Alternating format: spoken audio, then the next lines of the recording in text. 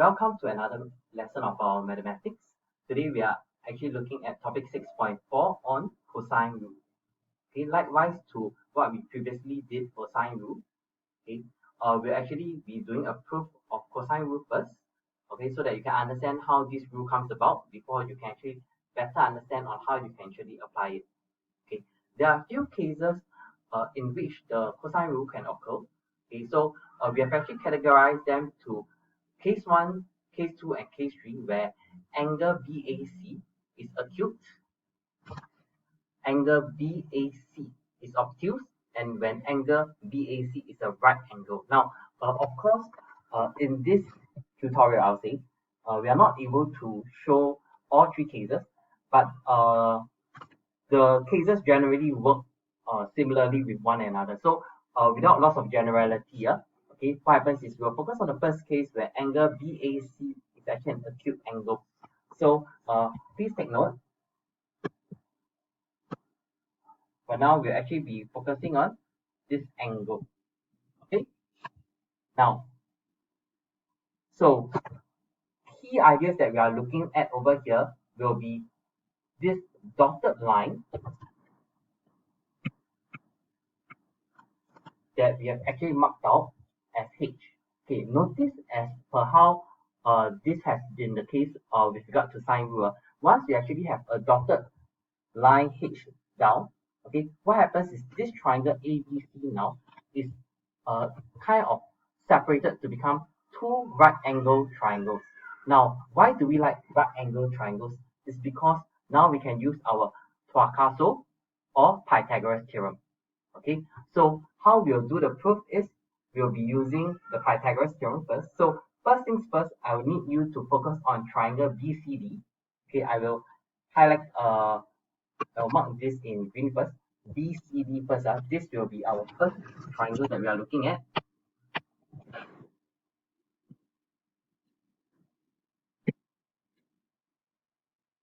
Okay, notice that we are actually defining, we are separating some of the line segments, okay, for us to actually have a better understanding in this group. So what happens is, in this particular part, our x will be this. This will be our x. Okay, and our b minus x will be the rest of this portion over here on the right hand side. Okay, in fact, it will be DC. Okay, where D is actually the point in which our B is drawn vertically down and such that BDA is actually perpendicular. Okay, so looking at this, knowing that we have this right angle triangle on the right hand side, okay, the Pythagoras theorem that we can actually apply on will be such that a squared, okay, will actually be equivalent to h squared plus b minus x squared. Okay, so this is what we have over here. Now, next we expand this part on b minus x squared. Now take note, your algebraic identity comes into play here. Okay, so when you expand it, what happens is we have h squared plus b squared minus 2bx plus x squared. For those of you who are confused about this blue underlined part, this is basically derived from your special identity. Okay.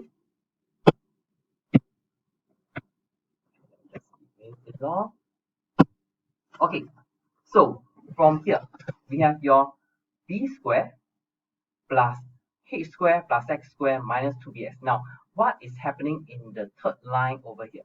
Very simply, it's just rearranging them. So from here, my b squared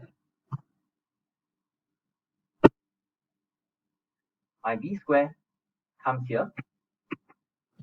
My h squared comes here. My x squared comes here. And my minus 2bx comes here.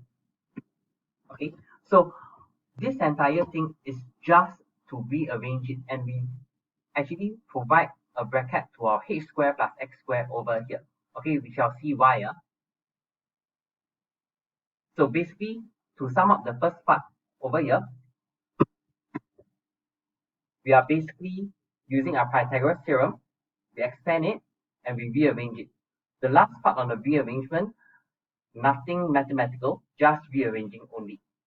Okay, so next we'll be going to the triangle on the left hand side, which is our triangle BAD.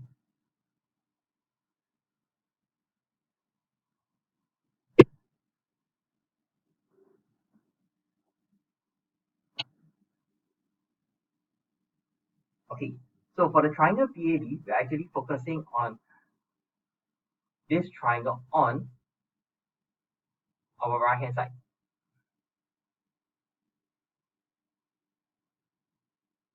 Okay, now what happens is we apply our Pythagoras theorem again. Okay, so you realize that now c squared will be equivalent to our x squared plus h squared. So this gives us our c squared to the h squared plus x squared using our Pythagoras theorem. Okay. Also, to fully utilize the fact that we have a right angle triangle now, what also happens is that we realize that cosine A, which is this angle, the one that we marked down in red, is actually equal to adjacent, which is x, over hypo, which is our c. So as a result, our cosine angle A is actually x over c.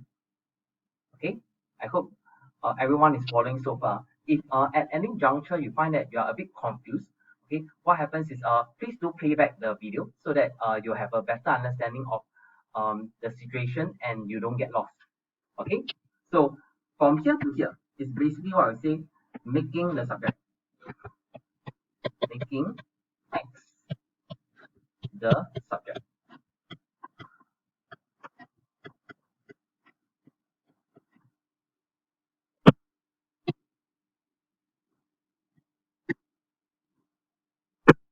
Okay, so looking at this over here, I'm sure that you have already noticed that we have this equation 1, equation 2, and equation 3 written on the right hand side.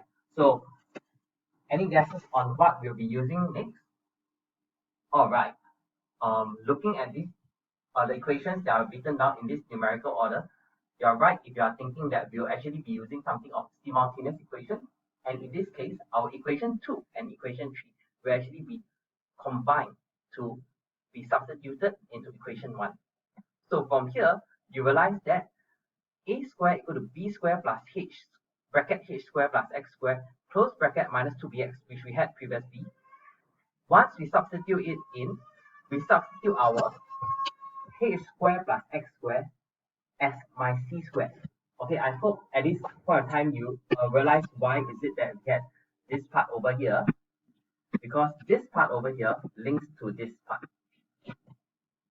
Okay, so as a result, this part gives us our c squared, and our minus 2bx, which is this, is actually my c cosine A, which is this part.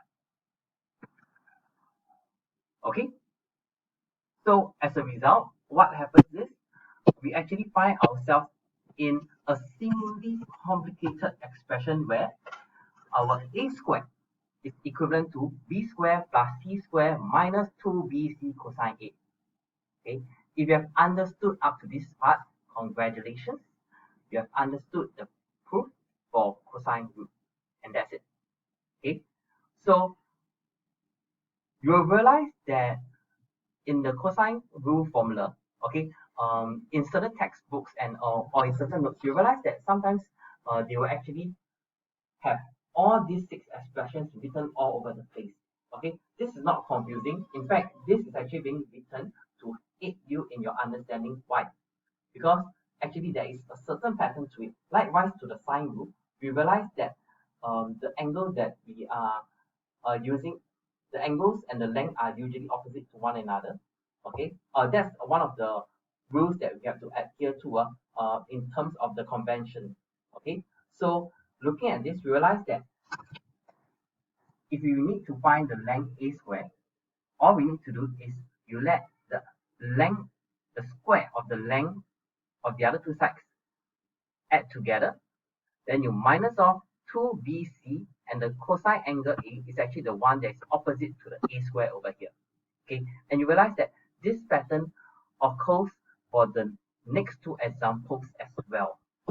Okay, so of course, when we talk about maths, it is not exactly a memorization subject, but if you are able to commit to memory these few formulas, it actually helps you solve questions much faster. Okay, so in this case, okay, we have all these things written on the left hand side, and this is because this is the cosine rule formula to help us to find the length. Okay, so if you encounter a question that requires you to find length and you need to apply a cosine rule, okay, what happens is you use the formulas on the left hand side. Okay, now what if you come across questions that require you to find certain angles? Okay, and you realize that you actually need to use cosine rule. Very simply, you use the expressions on the right hand side. Okay, the these are the formulas that will help you to find angles. Okay, so put it simply, both sides both sides of the formula all come from the top. Okay, it is just that on the left hand side now, we actually make length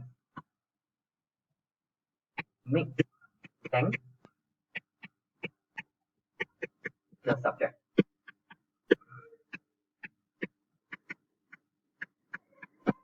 And over here, we make cosine of the angle be the subject. And we do this to make it easier for us to solve the question according to the needs of the question. Okay, so take some time. I know this rule itself seems a lot, okay, and it seems complicated, but once you get the hang of it, it is frankly speaking not as hard as it seems. Okay, okay, with that, let's get on to our first example. Example 12. Okay, find the value of x. So looking at this question, the first thing that you should be very clear about is, are we trying to find an angle or are we trying to find a length? In this case, we are finding a length. So with that, we should be using yes, you are correct. We should be using the formulas on the left hand side. So since this is the first time that we are doing it, okay, let's be very clear about it and quote the formula from the start up. So we have a squared equal to b squared plus c squared minus 2bc cosine angle A. Okay, now my suggestion for you will be that write the formula at the start first. Okay, write it down until you commit it to memory and you get very comfortable with it. Okay, what we mean by comfortable basically is you get very bored of it. Okay, because once you're bored of it, that means it's at your fingertips. Okay, so with that, let's substitute the values in accordingly. So left hand side, we have a squared, and you're supposed to find x. So simply, this is our x squared equal to, now b squared and c squared. These are basically referring to the two sides of the triangle, the two other sides of the triangle. So we have 14 squared plus 17 squared. Okay, minus 2 times 14 times 17 and cosine angle A. And angle A is actually the opposite to the side A. So in this case, we have 35 degrees. So we have cosine 35 degrees. Okay, so what do we know next? Very simple. We key in the following values into the calculator. Minus 2 times of 14 times 17 times cosine 35. What you should get is 95.083 after you truncate to pi SF. So to find what is our x value, so our x is actually equivalent to square root of 95.083. So we get 9.7510, and so as a result our answer round off to 3SF should be 9.75 units.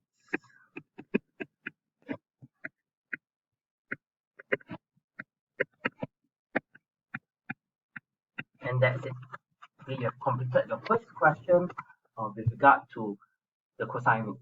Okay, so let's go on to our next question. Question 13. Okay, in question 13, we are trying to find the angle theta. So referring back to what we had previously, okay, yes, you're right. We should be using the formulas on the right hand side now. Okay, so likewise, let's quote the formula. So it's cosine angle A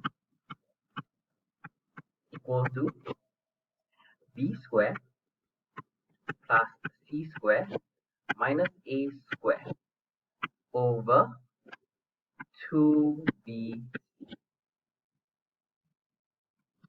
So this means that what we have is cosine theta equal to cosine, this is my cosine theta. The side opposite to it is 13. So this means that this is 10 squared plus 7 squared minus 13 squared divided by 2 times of 10 times 7. Okay. So what do we have? We evaluate this over here. We have 10 squared plus 7 squared times 13 squared divided by 140. So what we have is minus 0.14285.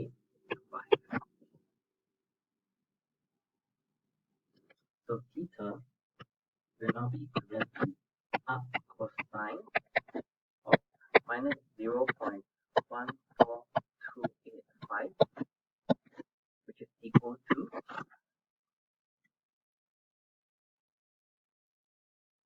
98.213 degrees. Rounding it off, we have 98.2 degrees round to 1 dp. Okay, at this point of time, I understand that some of you will actually be wondering why my answer for theta is 98.2 degrees, but the angle shown in the diagram itself seems to be lesser than 90 degrees. Okay, please take note that diagrams are usually not drawn to scale. So if in doubt, please ask your teachers about it. Okay, but for this question, our theta is 98.2 degrees is the correct answer. Okay, so moving on to the next question, example 14. Now, we have a slightly more complicated question here where one look at it, we have a diagram ABCD, which is actually made up of 2 triangles. Okay, so it represents 4 corners of a park with AB equal to 70 meters, BC equal to 80 meters, angle ABC is marked as 120 degrees, CD is actually your 130 meters, and AD is actually 142 meters. Okay, so there are 3 parts to the question. First part, find the length of AC. Okay, so likewise to the first part, what we do is for part 1, we put the formula A squared equal to B squared plus C squared minus 2BC cosine angle A. So in this case, we have AC squared equal to 70 squared plus 80 squared minus 2 times of 70 times 80 times cosine angle 120 degrees. So what do? We substitute we actually in the values in the calculator.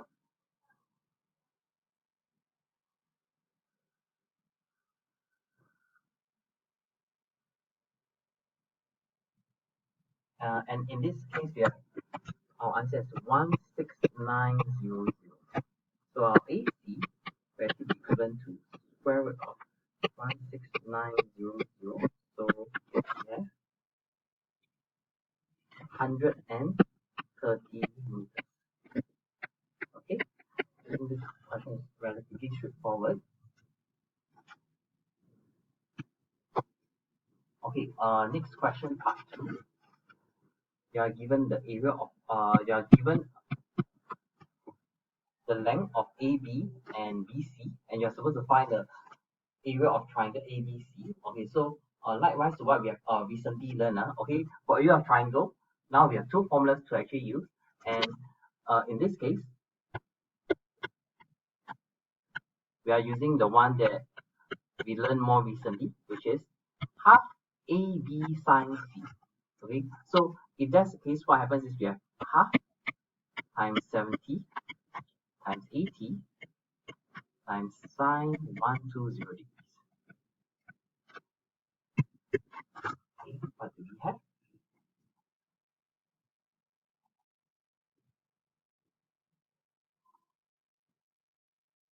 This gives us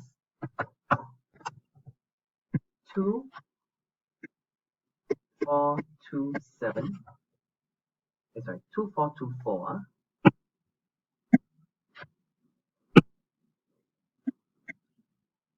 0.8.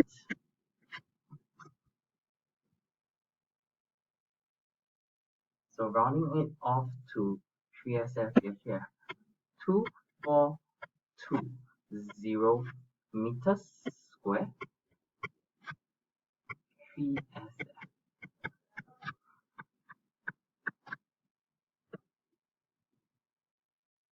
Okay, so now on to the last part, part 3 on angle ACD. So we know that cosine angle ACD is now equivalent to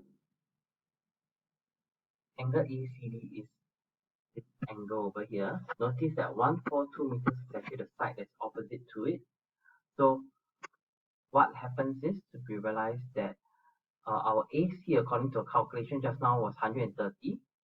Let's note it down so that we are a bit clearer on the orientation in our substitution of the values. So cosine angle of ACD is actually equivalent to 130 square plus 130 square minus 142 meters divided by 2 times of 30 times 130.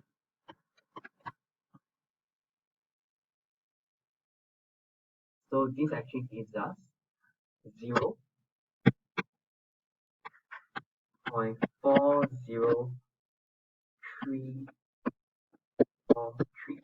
Okay, so angle ACD equal to cosine of 0.40343. So this is a